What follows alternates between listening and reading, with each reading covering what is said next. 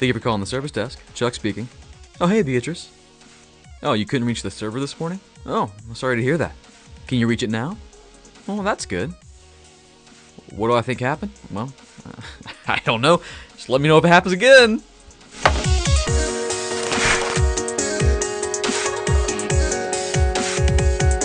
You ever had that kind of call? If you worked in a help desk or been a network engineer, it's hard to track down an issue and troubleshoot an issue that's not currently happening. And I can't tell you how many times I've told people that same thing. Hey, let me know if it happens again, because I really can't do anything. If it's working now, I can't do anything about it not working at 9 a.m. Will it happen again? I don't know. But DNA Center, it all comes around.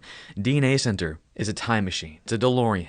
It allows us to look back in network history past and go, let me look at your stuff, Beatrice. Oh, I see exactly what happened.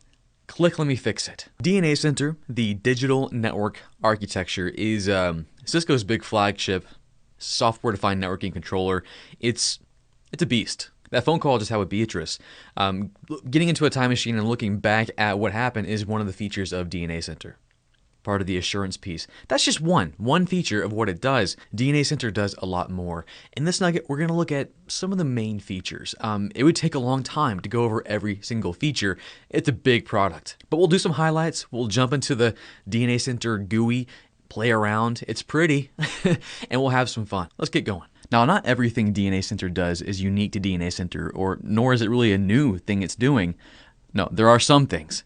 But like products like SolarWinds and even Cisco's own product, Prime Infrastructure, we'll just call these guys the other solutions. They'll do things like network discovery. I guess I'll put DNA Center over here. It's kind of a comparison. They're shared capabilities.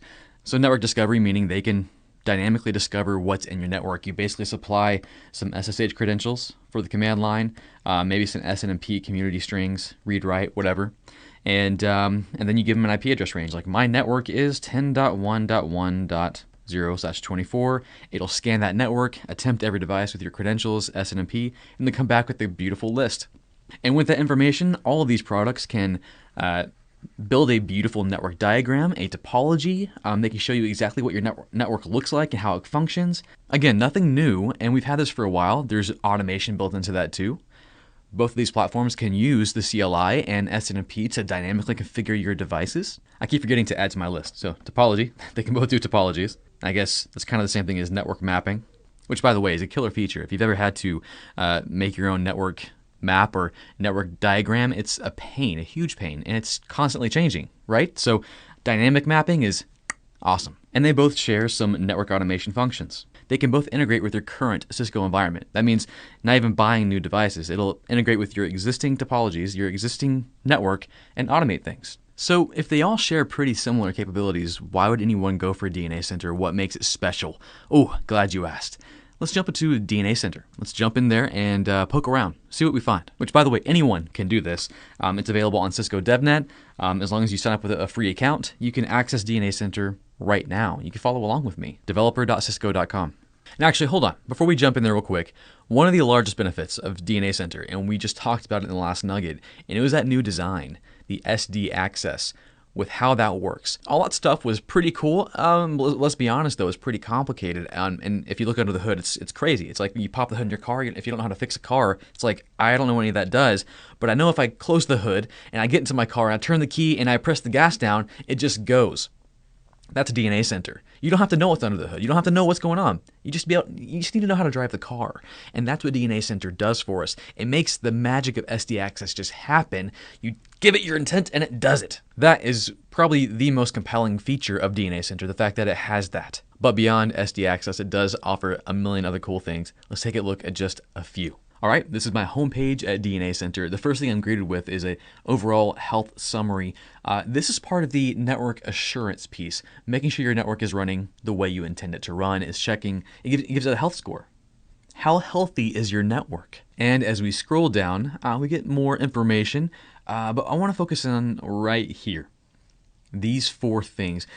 This is kind of how you can break down what DNA Center does. These four functions, you'll notice it's also the menu up at the top, design, policy, provision, assurance. The first option is pretty cool. design, you can basically design your network from the ground up without actually having devices. You can just, from this portal, put it all together, make it look pretty, and then, okay, I'm ready to order. Let me go order my stuff, and then just pop your stuff into that design. It's pretty cool. If I jump in there, is part of that that feature, that function, is this thing called a network hierarchy. And essentially, it's just a way for me to define configuration settings, global configuration settings across my devices in a hierarchical fashion. Gosh, that's hard to say. Hierarchical fashion. So this is the hierarchy right now for the DNA Center lab. If I go to network settings, I can see like at the global level, we want the DHCP server to be 111. We got DNS server configuration, syslog. So all these configurations are pushed down to those devices as long as they're under that level. We can make sure that everything from device credentials to SNMP credentials are consistent. IP address pools and Deadpool. That's funny. So basically, design your network without actually having one. It's pretty cool. Policy is pretty cool, and it's largely what we talked about in the previous nugget when talking about SD access and saying, hey, this is the marketing group, and I don't want them talking to the accounting group. We don't focus on IP addresses or access lists or any of that stuff anymore. We just say, hey, DNA Center, just do that, and that's how you do it, through this policy. Provision is where we have those features that we talked about before, the discovery of devices. You can automatically just put in some IP address ranges and say, hey, go figure out what I have, and then it comes back and tells you, puts a map for you. It's really cool what it does. But we also talked about how DNA Center will help you with deploying your fabric. So setting up that underlay, that simple, well, maybe not simple, just as many layer 3 routed connections between all your devices as possible, and then setting up ISIS for the routing. Yeah, DNA Center will do that. Set up your fabric across sites. Really cool stuff. We should click it, shouldn't we? Yeah, let's click it. Let's go in there. Ooh, SD access and fabrics and transits. Ooh. Unfortunately, we can't actually change anything on this DNA Center lab. Anyways. And then we get to the assurance piece, how we can help Beatrice when her issue happened at 9 a.m. and it's now 12 and she has no issues. Assurance will help us go back in time, see what the problem was. It also is a proactive monitoring device, so it'll tell you when there's an issue. Even before there's an issue, like, hey, we noticed like the switch is acting a little cray-cray and you want to fix it. Like, it'll do that kind of stuff because it has a view of your entire network. It's not just troubleshooting one device. It's looking at all your devices, pulling in all that data, and it goes, huh, I noticed something's acting a little weird. You know what's even killer though? Like, I'm about to just I get so excited about this. What's really killer about DNA Center, and I was talking, of all things, Cisco Live 2018, I was on a bus from the hotel to, they run a shuttle bus. I was on the bus from the hotel to the convention center, and I'm sitting next to a guy, and we start chatting, and the dude's on the DNA Center team. And this is like when DNA Center was really, really gaining traction, and I'm like asking him about it, and one of the cool features he was telling me about was the fact that DNA Center has all the knowledge of all the support cases and trouble cases that Cisco receives in their tax center.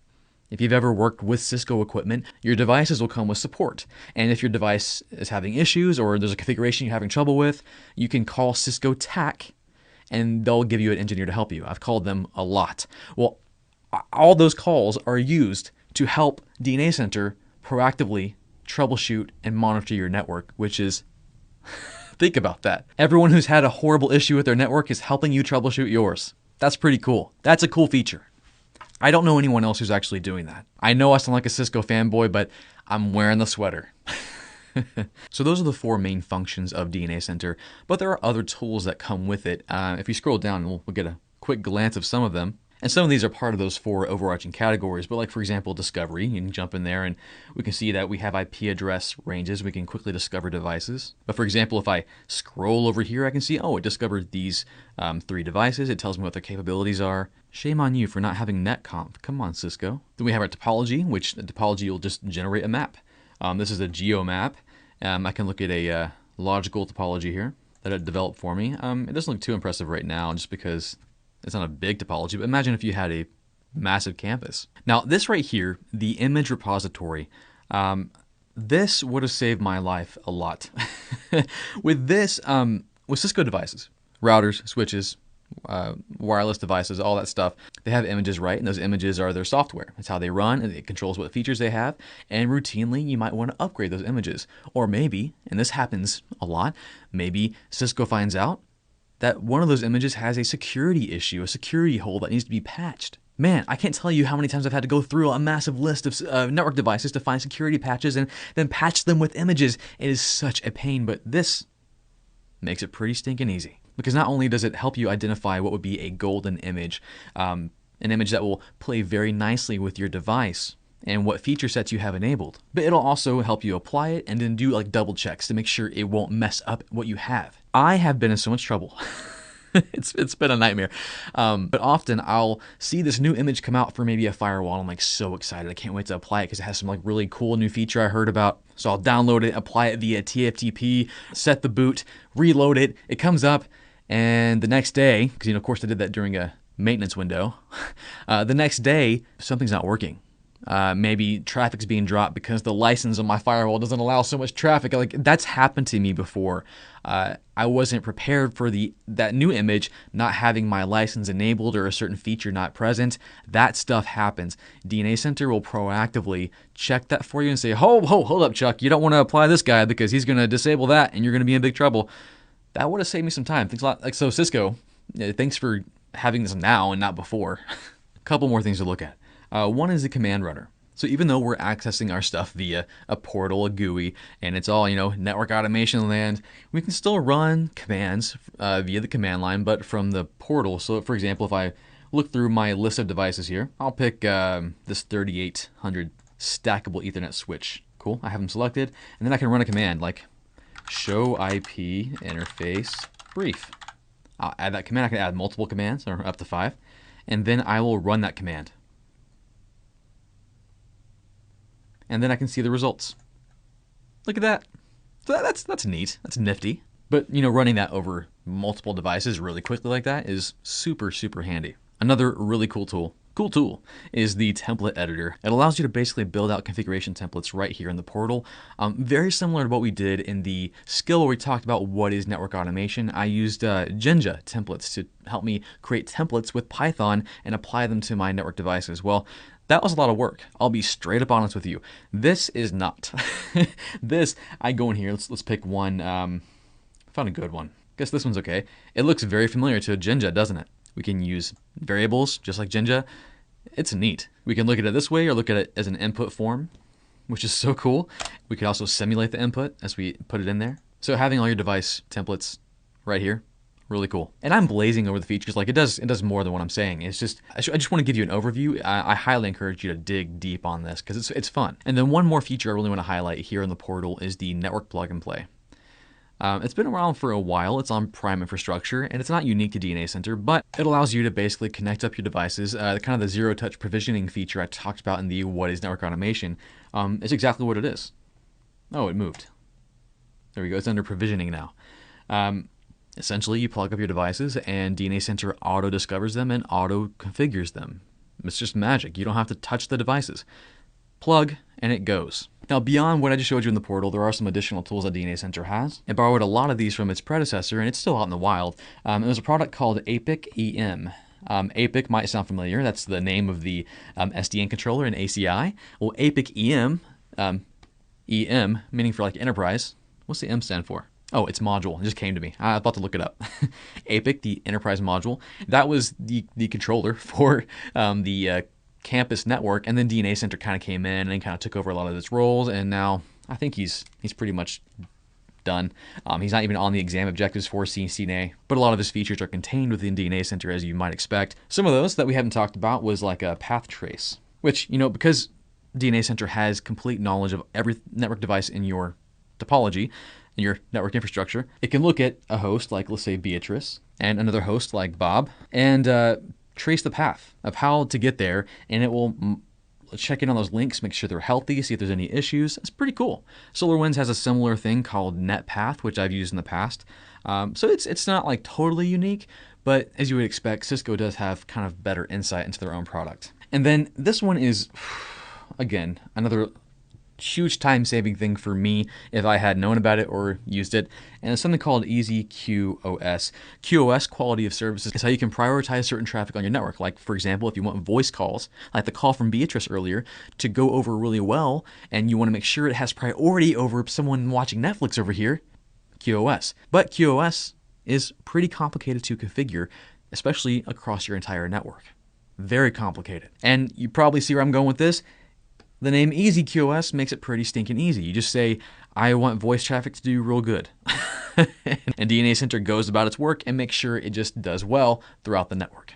It's easy. Now, there is another very crucial, important way we can access DNA Center beyond the GUI and what we just saw. I mean, let's be honest, the GUI is cool, and more often than not, you'll probably be accessing DNA Center via the GUI. However, if you are a programming person or you're learning Python, which you should be, you might want to use the DNA Center REST API. What do you say we do that real quick? This will be very familiar to how we use the REST API in the skill where we talked about REST APIs and JSON. In fact, it'll almost be identical, except in that nugget, in that skill, we were dealing with the REST API exposed on one device. Here, we're looking at DNA Center's REST API, which basically gives us insight into an entire network.